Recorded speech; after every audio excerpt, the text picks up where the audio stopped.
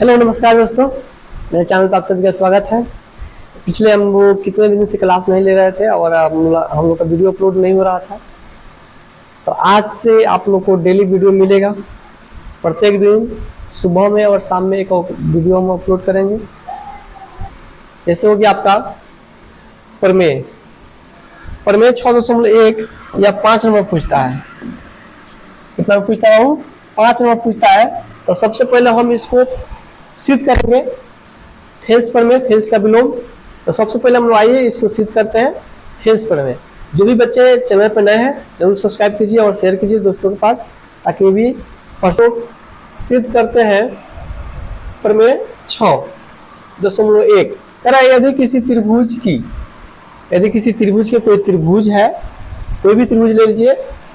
यदि किसी त्रिभुज की एक भुजा के समांतर और दो भुजाएं भिन्न भिन्न बिंदुओं पर प्रतिच्छेद करने के लिए एक रेखा खींची जाए, तो वह उन दो भुजाओं को एक ही अनुपात में क्या करती है? विभाजित करती है। अब यहाँ पे समझ में नहीं आया, चलिए फिगर के माध्यम से हम आपको समझाते हैं। तो सबसे पहले हम इसको साइड में करते हैं, इसको साइड में कर देते हैं। उसके बाद आप लोग को फिगर के माध्यम से हम समझा देते हैं। चलिए, ये हो गया। अब बोला है कोई एक त्रिभुज ले लीजिए। तो हम एक त्रिभुज ले लेते हैं, कोई भी एक त्रिभुज ले लेते हैं। यहाँ पे एक त्रिभुज बोला है हम लोग को, तो शेप त्रिभुज ले लिए, ताकि ये एक त्रिभुज ले लिए। बोला है कोई भी एक त्रिभुज ले लिए, तो यहाँ पे एक त्रिभुज ले लेते हैं। किसी भी एक त्रिभुज के यहाँ पे ए बी सी दिखाई दे रहा, ए बी सी। अब यहाँ पे बोला है कि किसी एक त्रिभुज के, सॉरी मैजिक पेन आ गया, यहाँ पे चेंज कर देना होगा। चलिए, करा किसी त्रिभुज की एक भुजा के समांतर, एक भुजा के समांतर। तो ये जो है मेरा बीसी के समांतर एक हम भुजा लेते हैं। ये गया डी और ई।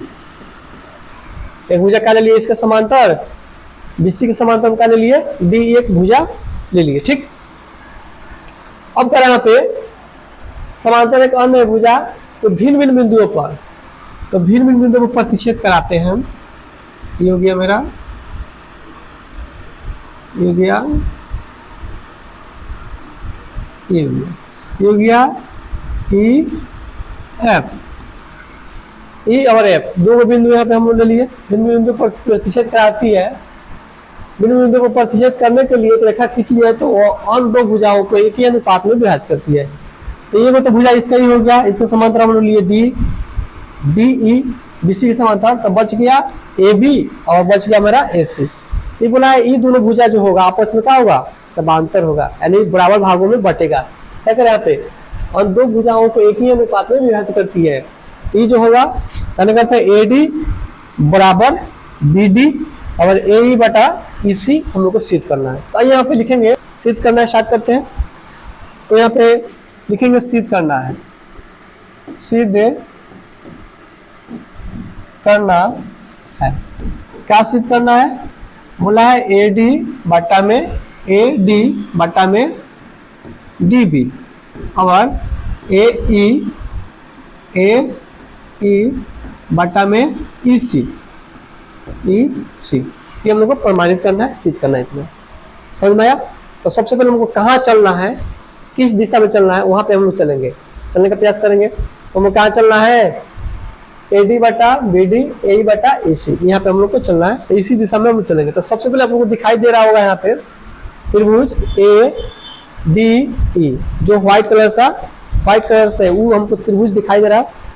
तो सबसे पहले हम इस त्रिभुज में चलते हैं, इसमें चलेंगे हम लोग। अच्छा, आवाज आ रही है, इसको बंद कर देते हैं। चलिए, अब फ्रेश सुनाई देता होगा। इस त्रिभुज में चलते हैं हम लोग। तो यहाँ पे त्रिभुज ए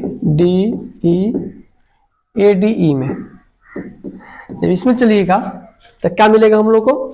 चलिए यहाँ पे चलते हैं, लिखेंगे त्रिभुज ए डी ई का क्षेत्रफल। तो हो जाएगा 1/2। त्रिभुज का क्षेत्रफल क्या होता है? 1/2 आधार गुना में ऊंचाई। ठीक है, तो हम आपको कुछ अलग से बताते हैं। यहाँ पे त्रिभुज दिखाई दे रहा होगा आपको, ऐसा त्रिभुज है ए डी ई त्रिभुज है। अब कहेंगे इसका ऊंचाई निकालिए, तो ऊंचाई किस तरह निकालिएगा? क्या कीजिएगा आप यहाँ पे, या तो इस पे लंब डालिएगा तब ऊंचाई निकलेगा, या इस पे लंब डालिएगा तब इसका ऊंचाई निकलेगा, या आप यहाँ से इस पे लंब डालिएगा तब भी इसका ऊंचाई निकल सकता है। तो यहाँ पे हम अगर इस पे लंब डालते हैं, यहाँ पे इसको थोड़ा पलट देते हैं यहाँ पे, और इसको थोड़ा रोटेट कर देते हैं, सॉरी, चलिए यहाँ पे देखिएगा, तो ये हमारा ऊंचाई निकलेगा। यहाँ पे लंब डाल दिए तो यहाँ पे 90 का एंगल बनेगा, 90 का एंगल। तो 90 का एंगल बनेगा तो ये क्या हो गया मेरा, ये हो गया मेरा, बताइए, आधार का हो गया, आधार। यहाँ पे समझ लीजिए, फिर दूसरा त्रिभुज के माध्यम से समझाते हैं। 90 का एंगल बना, जैसे यहाँ पे 90 का एंगल बनता है, तो क्या हो गया मेरा, ये हो गया नीचे वाला आधार, मान लेते हैं, मानते हैं ना। तो वही तरह इसमें हम लोग चलेंगे। तो यहाँ दिया है त्रिभुज का क्षेत्रफल 1/2 आधार गुना में ऊंचाई, तो यहाँ पे हो जाएगा त्रिभुज ADE का क्षेत्रफल 1/2 गुना में आधार आपका हो जाएगा यहाँ पे AD, ऊंचाई हो गया आपका E, सॉरी यहाँ पे ली है तो यहाँ पे हम ले लेते हैं GF, तो GE, ऊंचाई का ले लिया हम लोग GE, मेरा इस त्रिभुज का ऊंचाई हो गया। इसको मान लेते हैं हम समीकरण 1 का, मान लेते हैं समीकरण 1 मान लिया।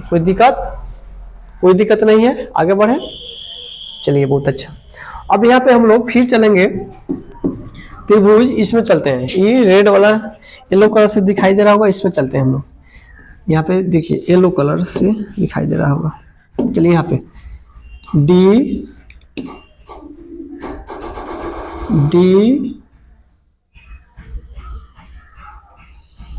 इसमें चलते हैं DEB में चलते हैं हम लोग। तो DEB में चलेंगे अगर हम लोग यहाँ पे DEB में, जब इस त्रिभुज में चलते हैं हम लोग, तो यहाँ पे भी ऊंचाई निकालेंगे हम लोग। तो ऊंचाई क्या हो जाएगा इस त्रिभुज का, यही होगा। तो यहाँ पे भी लिखेंगे त्रिभुज DEB का क्षेत्रफल 1/2 आधार गुना में ऊंचाई हो गया आपका।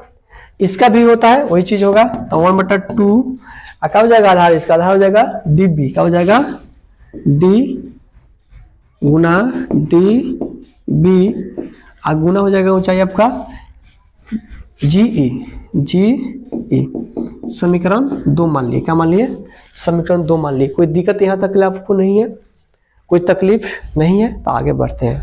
ठीक है, और कोई भी दिक्कत हो तो कमेंट बॉक्स में कमेंट जरूर कीजिएगा। ठीक है, अब यहाँ से हम जैसे आगे बढ़ते हैं, तो इसको मिनिमाइज कर लेते हैं हम। अब देखिए यहाँ पे, अब यहाँ पे समीकरण 1 और समीकरण 2 को, समीकरण 1 और समीकरण दिखाई दे रहा है ना, समीकरण 1 मिनट रुक जाइए आपको थोड़ा सा, चलिए समीकरण 1 और समीकरण 2 से यहाँ पे फोकस आ रहा था, वो बॉल ऑफ कर दिया, अब नहीं आ रहा होगा, यहाँ पे चमक रहा था जो। समीकरण 1 और समीकरण 2 से तुलना करने पे, जैसे हम तुलना करते हैं तो यहाँ पे हो जाएगा एरिया ऑफ त्रिभुज DEB, एरिया ऑफ त्रिभुज ADE, ठीक है। और क्या आया था 1/2, ये हो गया था मेरा AD गुना में GE, ठीक है। और फिर यहाँ पे एरिया ऑफ त्रिभुज DEB, इसका निकालेंगे तब बाटा में कर देते हैं, तो 1/2 गुना DB गुना में क्या हो जाएगा मेरा GE। यहाँ पे कटने वाला है तो इसको कटा देते हैं, 1/2 कटेगा, फिर GE और GE कट जाएगा, तो बचेगा क्या मेरा, बचेगा यहाँ पे AD और बटा में DB। समीकरण A मान लेते हैं, क्या मान लिए, A मान लिए, कोई दिक्कत कोई दिक्कत यहाँ तक नहीं है। आधा हम लोग काम कर लिए, आधा हम लोग पहुंच गए हैं। ये जो यहाँ पे सिद्ध करना था हम लोग को, यहाँ पे अगर सिद्ध करना था हम लोग को AD बटा BD या सिद्ध करना था, तो हम लोग इतना हम लोग सिद्ध कर लिए, कोई दिक्कत यहाँ पे नहीं है। ठीक है, अब हम लोग आगे बढ़ते हैं, चलते हैं त्रिभुज इसमें। समीकरण ये यहाँ पे मिल गया।